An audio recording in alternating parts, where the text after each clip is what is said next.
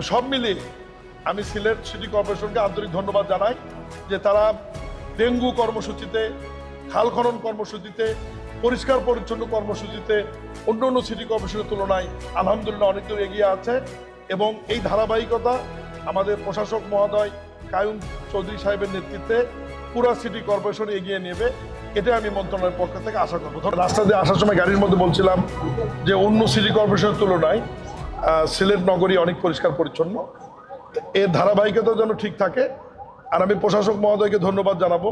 প্রকল্পগুলো ঘুরে দেখলাম, এখানে মেডিকেল আবর্জনার যে ব্যবস্থাপনা এটা সঠিক আছে, এখানে কিছু সংস্কারের প্রয়োজন আছে, একটু করে দেবেন।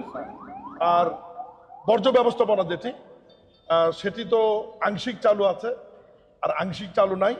ওই আংশিক চালু করার ব্যাপারে যেটুকু বাজেট বরাদ্দ প্রয়োজন হবে, আমি মাননীয় প্রধানমন্ত্রী এবং অর্থমন্ত্রী বা আমার মাননীয় মন্ত্রীর সাথে কথা বলে এই বরাদ্দর ব্যবস্থা করে দেওয়া হবে।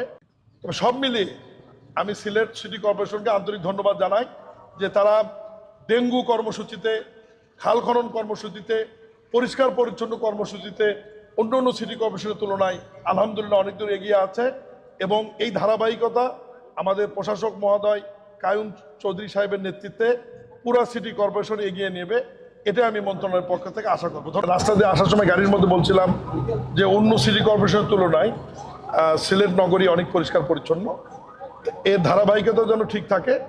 আর আমি প্রশাসক মহোদয়কে ধন্যবাদ জানাবো।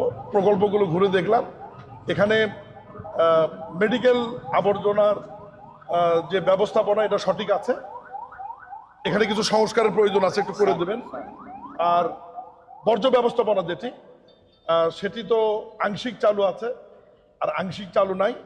ওই আংশিক চালু করার ব্যাপারে যেটুকু বাজেট বরাদ্দ প্রয়োজন হবে, আমি মাননীয় প্রধানমন্ত্রী এবং অর্থমন্ত্রী বা আমার মাননীয় মন্ত্রীর সাথে কথা বলে এই বরাদ্দর ব্যবস্থা করে দেওয়া হবে, এটা আমি মন্ত্রণালয়ের পক্ষ থেকে আশা করবো। রাস্তা দিয়ে আসার সময় গাড়ির মধ্যে বলছিলাম যে অন্য সিটি কর্পোরেশনের তুলনায় সিলেট নগরী অনেক পরিষ্কার পরিচ্ছন্ন, এর ধারাবাহিকতা যেন ঠিক থাকে। আর আমি প্রশাসক মহোদয়কে ধন্যবাদ জানাবো। প্রকল্পগুলো ঘুরে দেখলাম, এখানে মেডিকেল আবর্জনার যে ব্যবস্থাপনা এটা সঠিক আছে, এখানে কিছু সংস্কারের প্রয়োজন আছে, একটু করে দেবেন। আর বর্জ্য ব্যবস্থাপনা সেটি তো আংশিক চালু আছে, আর আংশিক চালু নাই।